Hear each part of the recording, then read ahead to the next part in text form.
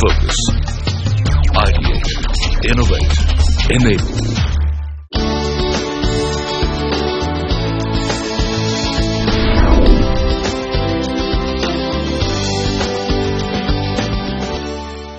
Mutual fund investments are subject to market risks.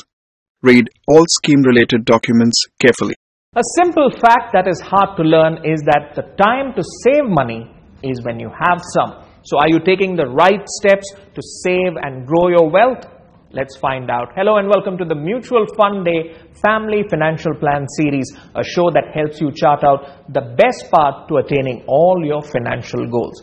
Each episode, we feature a different investor from a different part of India whose life has changed thanks to the right financial planning. This episode is no different. We are in the city of Baroda to meet with Ajay Sardana, and also joining us is Govind Mishra, his financial advisor. So let's kick things off with a brief look at Ajay's financial planning journey.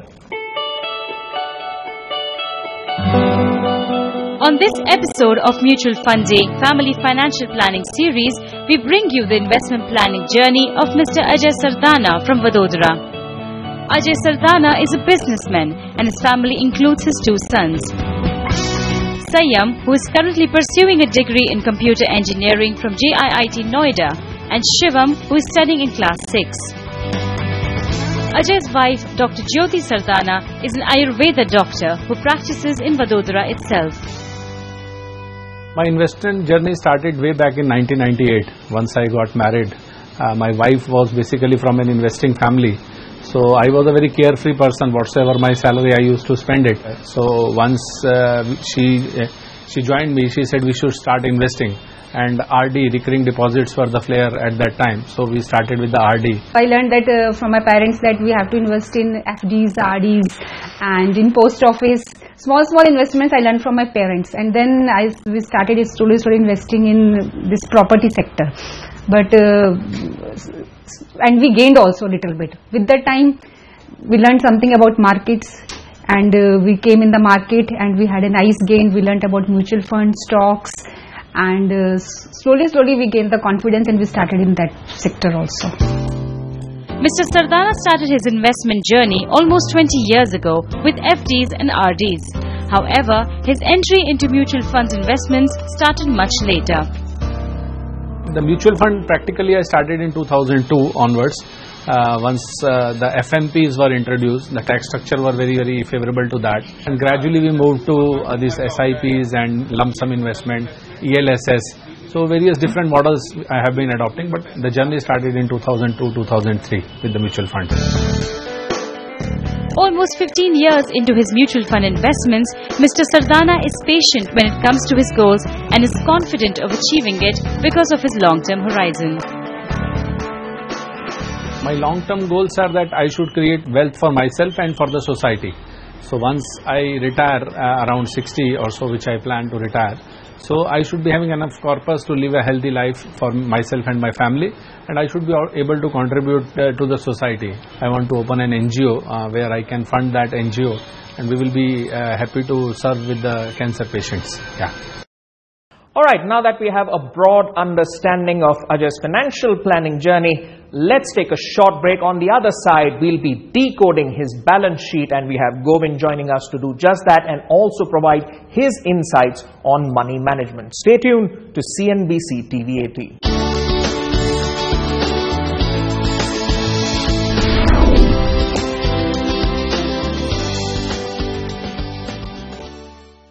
Mutual fund investments are subject to market risks.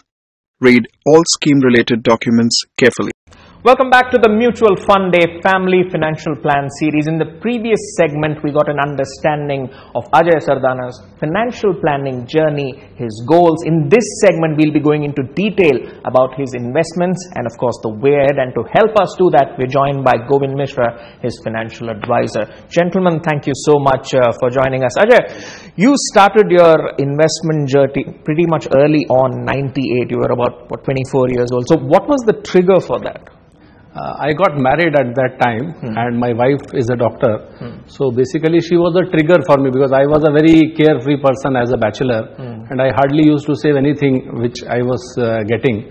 So when she joined me, she said it's a good habit, we should start an RD, because she was from a family where RD was a very, very popular instrument for saving. So she was you can say, my mentor or guide first. You mentioned that your wife has played an important role in your investment planning journey. So how do you plan your finances together? Because for dual income families, that's a very key objective, planning your finances together. So how did you two go about it? Yeah, usually we discuss during the weekend that this is the inflow we have every month and what are the expected expenditure we have. So leaving the expenditure whatsoever we can go for SIP route or what lump sum we can do. So it's a mutual discussion which happens, and even now the kids are participating. The elder one is being 19 and younger is 11. So as a family we decide what to do, whether to go for an IPO or go for a mutual fund.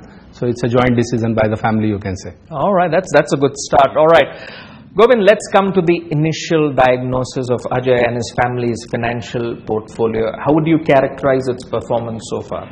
First of all, I would like to congratulate Mr. Ajay because when he started at very early age, and the best part of his portfolio which I have seen across is that investment across the asset class at a right time. Along with that, now if you see as in how the investments have been done, it is pretty well as for the requirement of the market at this point of time, but it was little scattered. So the first thing what we did in that case is that we consolidated and brought everything together.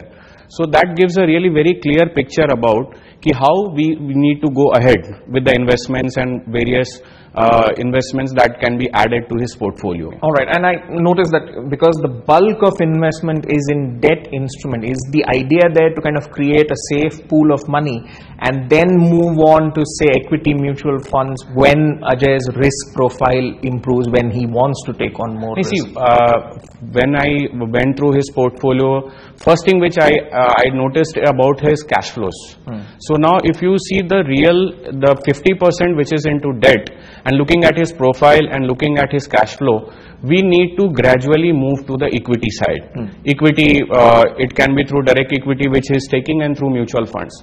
So what we have suggested and the way gradually we are moving to is that suppose in like tax-free bonds, if we are getting whatever that interest component which is coming from this tax-free bonds and FD, gradually we want to build a portfolio of the interest into mutual fund through SIPs.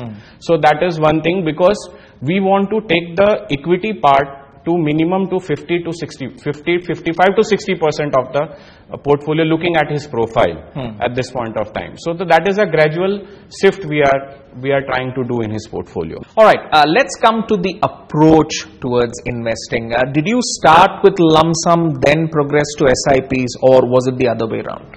I started investing in mutual funds through FMPs, which was a flair of the time, and the taxation was also favoring it, because after 365 days it became tax-free. So my initial investments in mutual funds, everything was through FMP. You can say it's a lump sum investment. But when the taxation changed, they made it long-term capital gain after 3 years, then I moved to SIP route.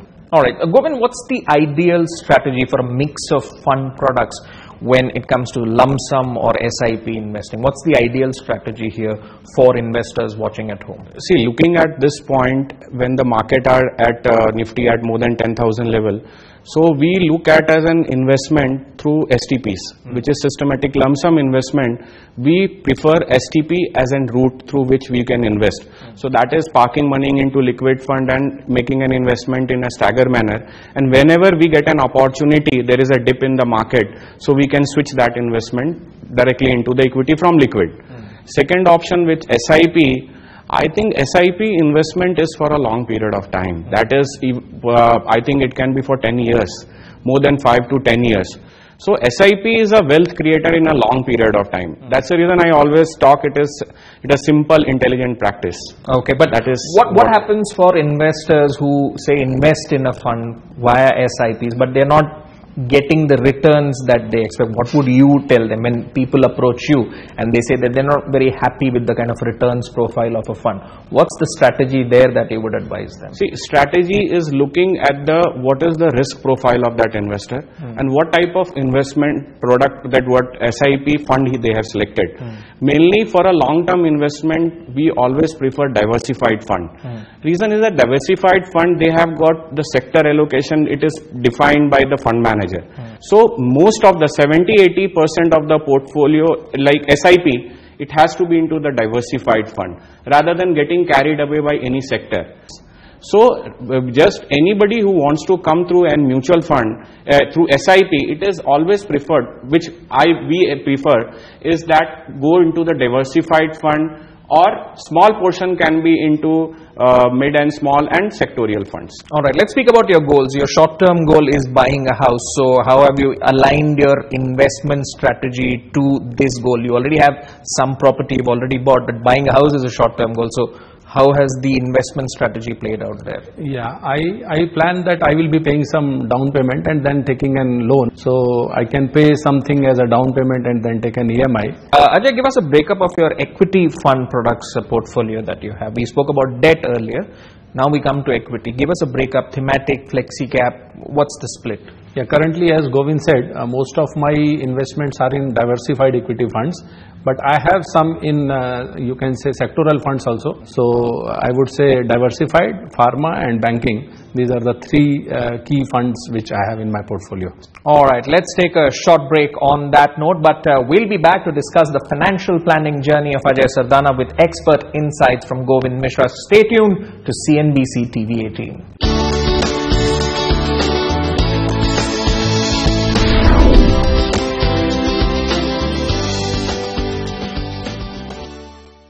Mutual fund investments are subject to market risks.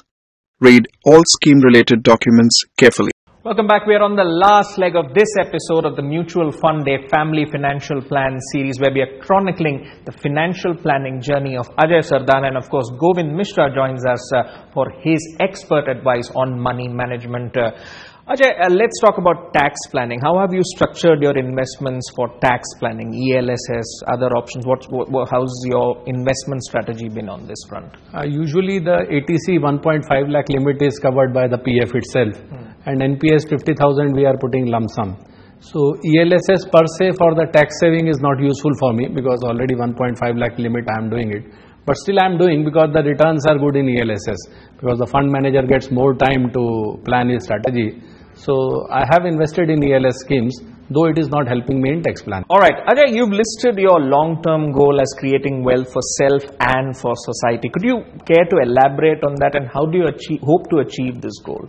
Yeah, my long-term goal is that when I achieve the retirement age, say of 60, I should have enough funds to fulfill my dreams. Like initially we plan to visit many places, so all these things. And once we have enough corpus available, I plan to open an NGO, say with the initial corpus of 1 CR, so that we can help the cancer patients. The cause is very close to me. I have seen the suffering of the cancer patients. So that's my long-term goal. And the approach I have taken is that, again, through this systematic investment planning, once I generate the huge corpus, so 1 CR from that I will be putting in that NGO. Okay, a noble cause. How do you align his investment strategy to achieve this goal? I think the way his portfolios are aligned at this point of time, I think he will be able to put more than 1 crore into for his NGO. Generally, how we are trying to address this goal, it is by the tax-free bonds and the some bond investment what he have. The amount of interest that we are getting out of it, so that is solely we are transferring through SIP for another 17 years. So that will have a substantial amount which he can cater this goal for him. All right. And what provisions do you have for emergency funds? We spoke about this a bit in brief earlier. Could you give us more details about your planning for emergency funds? Emergency funds, basically the FDs are there, the RDs are there, so those are the liquid, and now we will be putting in liquid funds also, as advised by Govind. So these will be the short-term emergency funds from where we can get the money back in 24 hours time. All right. And what are your plans for post-retirement? What are your retirement corpus plans? Yeah, I have invested in the superannuation plan. So that corpus will itself be funding my retirement. Plus I have NPS, is a government scheme. So we are putting 50,000 for the tax saving. So that corpus will help. Then PF returns what we will get. And plus all these mutual fund returns. And so I hope that I will have a sufficient fund to create my happy life after retirement and help the society also. All right. And Govind's strategy advice when it comes to creating a retirement corpus, what would be your advice to? I always believe that you need to stick to the asset allocation. Asset allocation is the most important thing. Along with that, the profiling, which is required. So asset allocation, like suppose sometime real estate has given a very good return, sometime debt has done really good. Now it is a cycle for equity to do good. So if you are sticking to your asset allocation and profile, I don't think retirement you will have enjoy your golden retirement period. All right. And let's come to the final question. Almost a 2-decade investment journey for you. What are some of the key lessons that you have learned in this journey? The lessons I have learned is that you have to be patient in this market. So the word which I heard one of the sessions is the Sai Baba theme, Shraddha and Saburi. You have to be patient and you have to have faith. I have lost heavily also in the markets when the markets went down, but the patience was there and the faith was there that the cycle of the up cycle will come. So Shraddha and Saburi are the things which I have learned in this market. That's a very good point. And summary statement from you, Govind, what's your word of advice for investors watching at home? Don't speculate the market. Try to stick to your goals and just try to invest as for your goal requirement. Definitely you will succeed in investment. All right. On that note, we'll wrap up this episode of the Mutual Fund Day Family Financial Plan series. Thank you to Ajay and Govind for sharing your story and of course your insights on money management. We'll be back with another episode chronicling another financial planning journey of an investor. Till then, stay tuned to CNBC TV 18.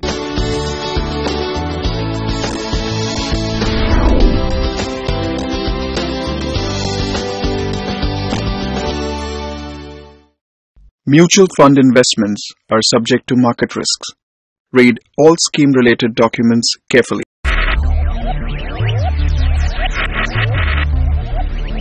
Focus. Ideate. Innovate. Enable.